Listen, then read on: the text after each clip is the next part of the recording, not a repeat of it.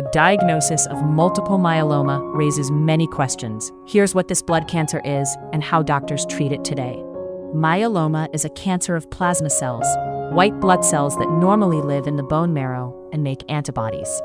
Doctors describe active myeloma using the letters CRAB, high calcium, kidney problems, anemia, and bone disease. Common signs include bone pain in the back or ribs, fatigue, frequent infections, and fractures from minor injuries. Diagnosis combines blood and urine tests, imaging scans, and a bone marrow biopsy taken from the back of the hip. Treatment usually combines several drug classes given in cycles: proteasome inhibitors, immunomodulators, monoclonal antibodies, and steroids.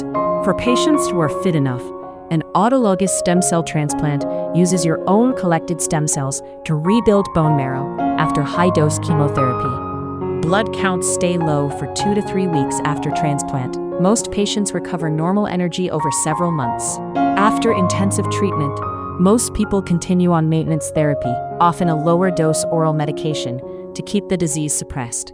Newer immunotherapies like CAR T-cell therapy and bispecific antibodies help treat myeloma that has come back after earlier drugs.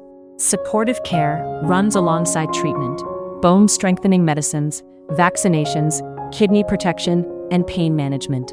Myeloma is usually a long-term condition. Many patients live for years with active treatment, remission, and adjusted plans over time. Did you know? You can get this treatment abroad at the same quality you'd get in the US or Europe for a fraction of the cost. Ginger Healthcare is one of the world's most trusted medical travel companies. It helps patients to find safe and affordable care in India, Thailand, Turkey, Singapore, Dubai, Malaysia, and more. Visit ginger.healthcare or check the description for details.